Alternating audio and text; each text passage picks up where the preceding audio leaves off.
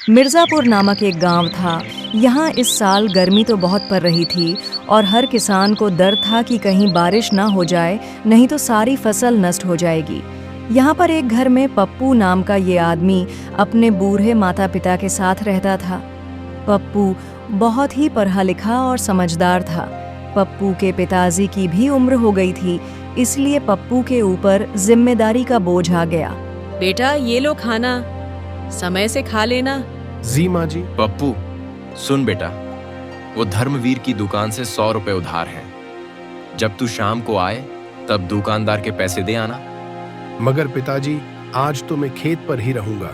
मैं एक काम करूंगा, दिन में आऊंगा और दुकानदार के पैसे दे दूंगा। ठीक है। शकुंतला सुनती हो?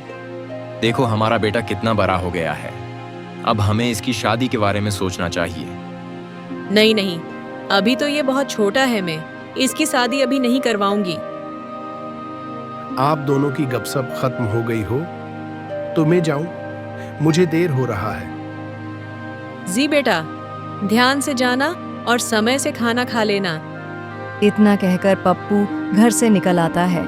वह रास्ते में चलते चलते सोचता है और कहता है, मुझे जल्द से जल्द फसल की कटाई शुरू कर देनी चाहिए। मौसम का कुछ पता नहीं है, कब से कब क्या हो जाए।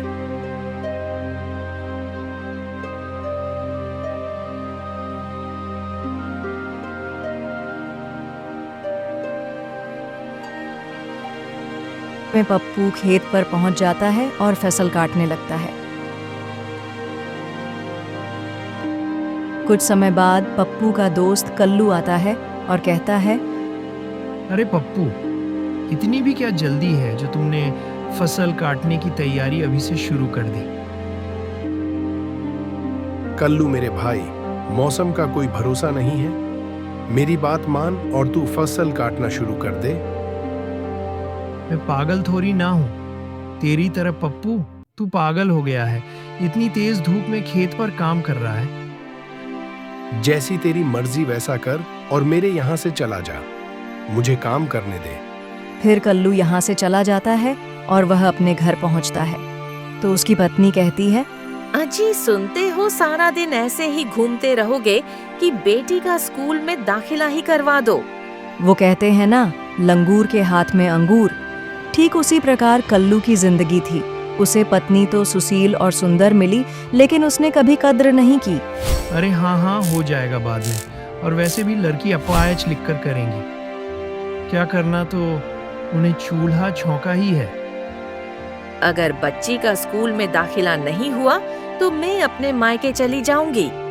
पप्पू को खेत काटते काटते बहुत समय हो जाता है। शाम होने को आई है, फिर उसे अचानक से याद आता है और कहता है, उत्तेरी में तो भूल ही गया। धर्मवीर भाई साहब, दुकानदार के उधार के पैसे देना है। फिर पप्पू धर्मवीर की दुकान पर आ जाता है और कहता है, अरे भैया, वो पहले के उधार के पैसे ले लो भाई साहब। हाँ हाँ, वो पैसे वो तो बाद में भी आ जाते, लेकिन मैं कल सोच तो रहा था पप्पू से मिलकर आऊंगा, उससे कुछ बात करनी है। भाई साहब, ऐसी क्या बात है जो तुम यह बताने मेरे घर आने वाले थे? पप्पू बेटा, मैं ये कह रहा था कि तुम्हारे घर के बगल में जो प्लॉट खाली है ना, उसे तुम ही ले लो, क्योंकि बाहर का दबंग आदमी उस प्लॉट को लेने वाला है। उससे पहले तुम ले लो, नहीं तो उसने प्लॉट ले लिया तो वहां तुम्हारा रहना मुश्किल हो सकता है। भाई साहब, यह जानकारी देने के लिए आपका बहुत बहुत धन्यवाद। कुछ ही दिनों में हमारे खेत की फसल कट जाएगी और फसल का अच्छा दाम लगते ही फसल को बेचकर उस प्लॉट को ले लूंगा। ठीक है भाई साहब, अब मैं चलता हूँ। धर्मवीर ने पप्पू को जो जानकारी दी है, इस नज़र में पप्पू की नज़र में धर्मवीर किसी भगवान से कम नहीं था। इतना कहकर पप्पू यहाँ से चलने लगता है। फिर वह रास्ते में सोचता है और कहता है, मुझे खेत पर भी जाना है और यह बात भी बहुत गंभीर है। घर तो सबको बताना ही पड़ेगा। ऐसा करता हूँ, घर चला जाता हूँ, घर में सब बात बताकर फिर से मैं खेत पर जाऊंगा। पप्पू ज्यादा समय न गवाते हुए वह अपने घर आ जाता है। फिर वह घर वालों को सभी हाल बताता है और फिर पप्पू के पापा कहते हैं, बेटा जो करना है जल्दी करना, हमारे पास समय बहुत ही कम बचा हुआ है। अब मुझे भी छोटा मोटा काम करना चाहिए ताकि पैसे इकट्ठा करने में मदद हो सके। अरे पिताजी, कैसी बात कर रहे हैं आप? जब तक मैं जिंदा हूं तब तक आपको कोई लेने की जरूरत नहीं है। वो सब आप मुझ पे छोड़ दो, मैं देख लूंगा। ठीक है बेटा। फिर पप्पू घर से निकल आता है और उसे चलते चलते रात हो जाती है। कुछ समय में पप्पू अपने खेत पर पहुंच जाता है और कहता है, आज रात मुझे खेत पर ही रुकना चाहिए। चलो, अब बहुत नींद आ रही है, सो जाता हूँ। पप्पू रात को खेत में इसलिए रुक रहा था क्योंकि उसकी कटी हुई फसल कोई चोरी ना कर ले। कुछ समय बाद पप्पू गहरी नींद में सो जाता है। फिर पप्पू का दोस्त कल्लू चोरी चुपके आता है और कहता है, अरे मेरे होते हुए पप्पू इतना कामयाब कैसे हो सकता है? उसको बर्बाद ना कर दूं तो मेरा नाम भी कल्लू नहीं। कल्लू के मन में एक जलन आ गई थी कि पप्पू समय से अपना कारोबार संभालता है। फिर कल्लू के दिमाग में खतरनाक आइडिया आता है और कहता है, हा हा हा हा हा हा, अब आएगा मजा। जब फसल ही नहीं बचेगी तो पप्पू क्या करेगा? अब मैं इसकी सारी फसल को आग लगाकर नष्ट कर दूंगा। कल्लू ने तय कर लिया था कि पप्पू को बर्बाद करना ही है। फिर एक दंदे में आग लगाकर फसल में आग लगाने ही वाला था। इतनी देर में तेज आंधी तूफान आता है और आग बुझ जाती है और दंदा कल्लू के हाथ से छूट जाता है, नीचे गिर जाता है। फिर आवाज से पप्पू जाग जाता है और कल्लू को देख लेता है और कहता है, अरे कल्लू, इतनी रात में तू यहाँ पर कैसे? क्या हुआ? पप्पू की बात सुनकर कल्लू घबरा जाता है और कहता है, पप्पू भाई, वो मैं यहाँ तुमसे मिलने आया था। मैंने एक बहुत बुरा सपना देखा, इसलिए मैं पहले तुम्हारे घर गया था, लेकिन तुम वहाँ नहीं, इसलिए मैं खेत पर आ गया। कल्लू झूठ बोलकर बच जाता है और यहाँ से चुपचाप निकल लेता है। फिर अगले दिन जब सुबह हुई तो पप्पू कहता है, माँ, ओ माँ, जल्दी से खाना पैक करके दे दो। खेत पर आज ही का काम बचा है, फिर तो फ्री हो जाएंगे। हर रोज की तरह पप्पू की माँ खाना पैक करके दे देती हैं। फिर वह घर से निकल आता है और खेत पर पहुंच जाता है। कुछ फसल ही बची हुई थी। पप्पू उसे काट लेता है और कहता है, चलो ये बढ़िया रहा, सारी फसल कट गई। अब मैं सारी फसल बेचकर उस समस्या का समाधान करना है। कुछ ही समय में मशीन और ट्रैक्टर भी खेत पर आ जाता है और कुछ समय बाद ट्रैक्टर में सारी फसल भर जाती है। सारी फसल बेचकर पप्पू के पास बहुत सारे पैसे आ जाते हैं। फिर पप्पू उन पैसों को लेकर घर आता है और पिताजी को पैसे दे देता है। फिर पिताजी कहते हैं, मैं ऐसा बेटा पाकर धन्य हो गया। अब हम बगल वाला प्लॉट भी खरीद लेंगे। रात हो जाती है। अचानक बादल में हलचल होती है और तेज आंधी, तेज तूफान आता है और बिजली करकराती है और तेज बारिश होने लगती है। फिर कल्लू अपने घर से निकलता है और मौसम का हाल देखता है। इतनी देर में बिजली तेज करकराती है और कल्लू के घर ऊपर गिर जाती है और कल्लू पूरी तरह से घायल हो जाता है। कल्लू की पत्नी मायके चली गई थी, इसलिए वह बच जाती है, लेकिन कल्लू घायल हो जाता है। पप्पू जल्दी से आता है और कल्लू को हॉस्पिटल भेजता है और उसका इलाज शुरू हो जाता है। पप्पू के जितने भी पैसे थे वो सारे पैसे कल्लू के इलाज में लग जाते हैं। दोस्तों, इस वीडियो का अगला पार्ट देखने के लिए कमेंट करें और वीडियो को लाइक, चैनल को सब्सक्राइब करें। अप्रैल का महीना था। इस साल कड़ाके की गर्मी हो रही थी। यहाँ एक सीतापुर नामक गांव में पानी के लिए लोग तरस रहे थे। पिछले कुछ महीनों से यहाँ इतनी तेज धूप हो रही थी, इस धूप ने तालाब, कुआं और झीलें सभी सुखा दिए। इस साल यहाँ इस गांव में सूखा पड़ गया था, सभी फसल भी नष्ट हो गई थी। फिर गांव वाले आपस में बात करते हैं, अरे भाई साहब, यही हाल रहा तो हम भूखे मर जाएंगे और ये गांव भी नष्ट हो जाएगा। क्या करें? अब हम तो कुछ कर नहीं सकते। अब तो गांव के सरपंच ही कुछ कर सकते हैं। गांव का सरपंच भी बहुत दिनों से बीमार था, लेकिन गांव के हित के लिए उसने एक सभा रखी। अरे बेटा, हमारे सरपंच साहब बहुत बीमार हैं। कल उन्होंने एक सभा रखी है।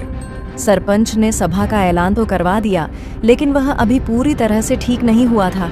फिर वह सोचता है और कहता है, अरे गांव वालों, जैसा कि हम और आप पिछले महीने से देख रहे हैं, यहाँ स्थिति खराब चल रही है। हमारे इस गांव में सूखा पड़ गया है, इसलिए हमने निर्णय लिया है कि हम सभी गांव वासियों को दूसरे राज्य में भिजवा देंगे। फिर जब स्थिति ठीक हो जाएगी तो वापस आ जाना। तब तक मैं यहाँ अकेला रहूंगा और इस मुश्किल का समाधान करूंगा। ये कैसी बात कर रहे हैं सरपंच साहब? आप हम सभी को दूसरे राज्य में भेज देंगे और खुद यहाँ रहेंगे। ऐसा बिल्कुल नहीं होगा। आपको हमारे साथ चलना होगा। सरपंच ने निश्चय कर लिया था कि वह ये गांव छोड़कर नहीं जाएगा, बल्कि इस मुश्किल का डट के मुकाबला करेगा। अरे नहीं नहीं मोहन, मैं यहाँ से कहीं नहीं जाऊंगा। मुझे यहीं रहकर इस मुश्किल का समाधान निकलना है। सरपंच साहब, आप तो अपनी बात पर अटल हैं। ठीक है, तो मैंने भी एक निर्णय लिया है कि मैं भी आपके पास ही रहूंगा और इस मुश्किल का समाधान निकालूंगा। मोहन बहुत ही दयालु था और वह सरपंच के पास ही रह गया। फिर इन सभी गांव वालों को दूसरे राज्य में भिजवा दिया गए। मोहन बेटा, अब मुझे बहुत थकावट महसूस हो रहा है। मैं और ज्यादा देर खड़ा नहीं रह सकता। तुम मुझे मेरे घर तक ले चलो। जी सरपंच साहब, चलिए। सरपंच की वाकई में तबीयत खराब थी, इसलिए उसने मोहन से कहा कि अपने घर तक छोड़ दे। फिर सरपंच अपने घर पहुंचते ही बिस्तर पर लेट गया। फिर मोहन सरपंच का माथा चेक करता है, तब कहता है, अरे साहब को तो बहुत तेज बुखार है, मुझे जल्द से जल्द डॉक्टर को बुलाना होगा। मोहन को पता ही नहीं था, पूरा गांव खाली हो गया है, अब वह डॉक्टर कहाँ से लाए। फिर मोहन कहता है, मुझे तो पता ही नहीं था कि सभी गांव वाले दूसरे राज्य में पहुंच गए हैं। अब यहाँ तो डॉक्टर मिलने से रहा। अब मुझे गांव से बाहर शहर में जाना पड़ेगा। ज्यादा समय न गवाते हुए मोहन शहर की तरफ निकल दिया। फिर मोहन चलते चलते कुछ दूरी पर आ जाता है तो उसे बचपन का दोस्त विक्रम मिल जाता है। फिर वह कहता है, अरे मोहन, तू यार, तू भूल गया, मैं तेरा बचपन का दोस्त। हाँ, याद आया। और सुनाओ, कैसे हो? तुमने तो कोई खबर ही नहीं ली, पता नहीं कहाँ चले गए थे।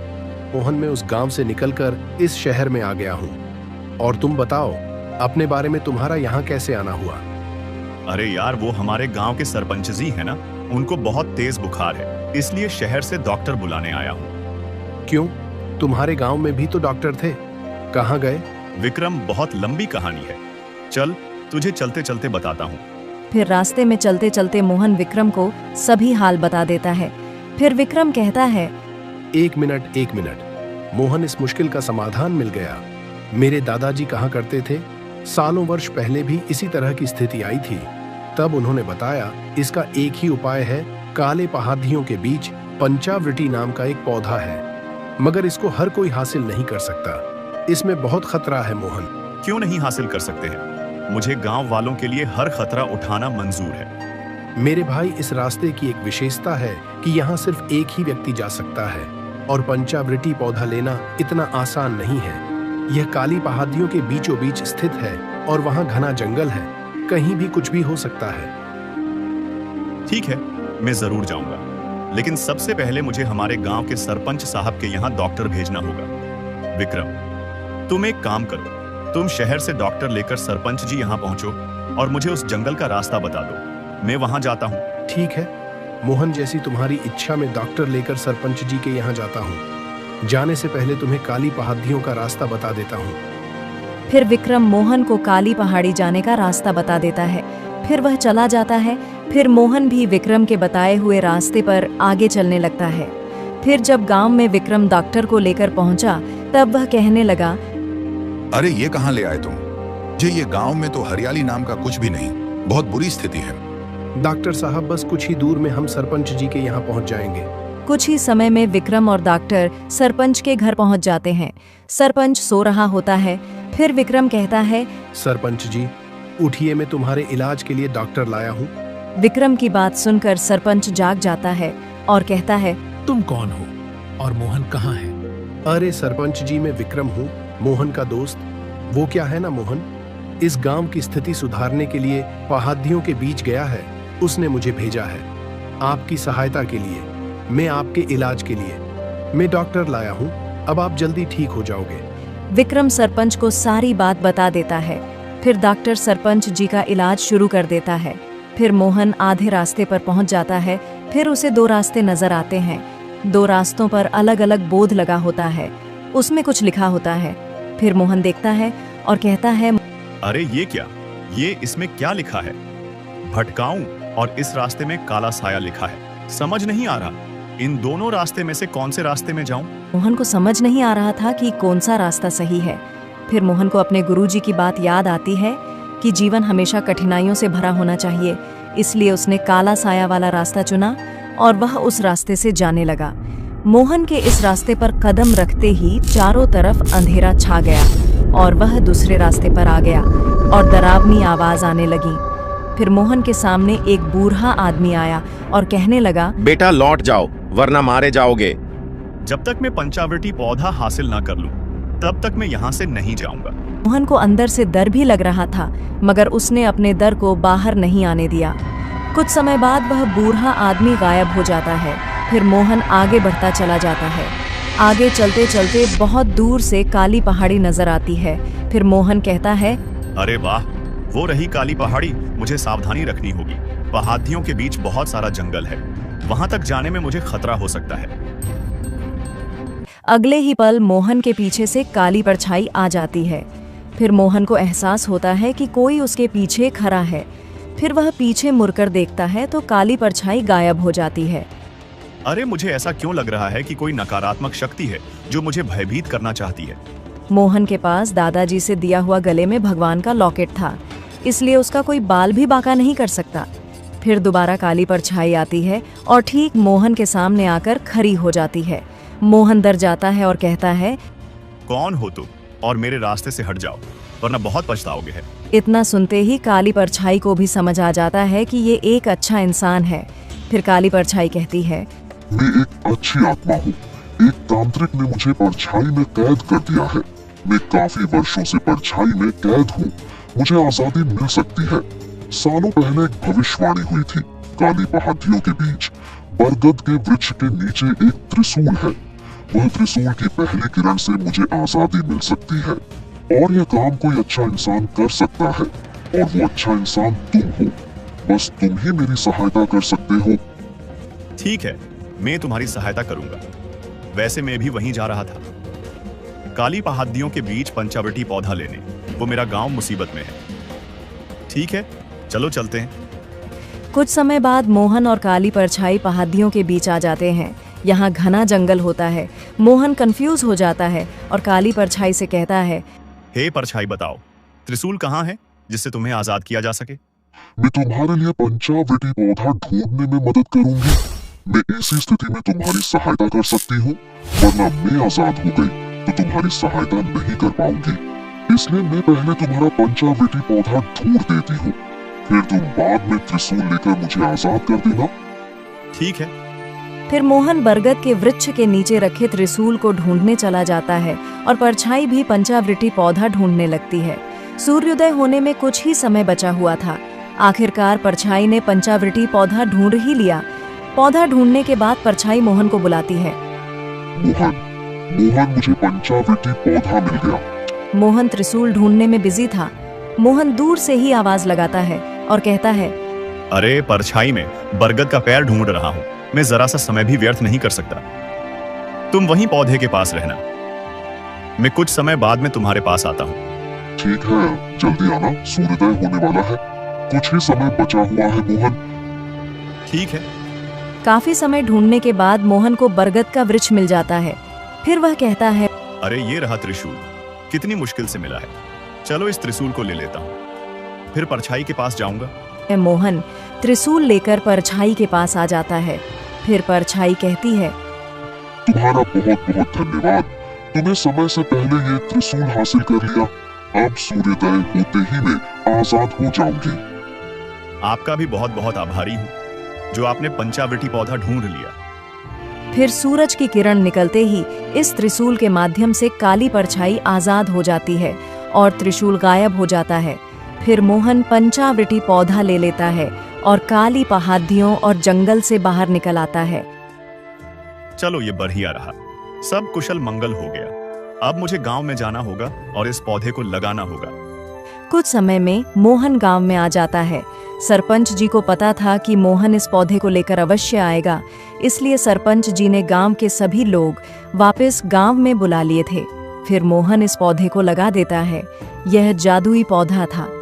कुछ ही समय में आसमान में काले बादल छा जाते हैं और तेज बारिश होने लगती है। सभी गांव वाले खुश हो जाते हैं। इस तरह सभी गांव वाले फिर से हंसी खुशी जीवन व्यतीत करने लगे। दोस्तों, यह वीडियो कैसी लगी कमेंट में ज़रूर बताना, और वीडियो अच्छी लगी हो तो वीडियो को लाइक कर देना और चैनल को भी सब्सक्राइब कर देना। अब अगली कहानी देखो।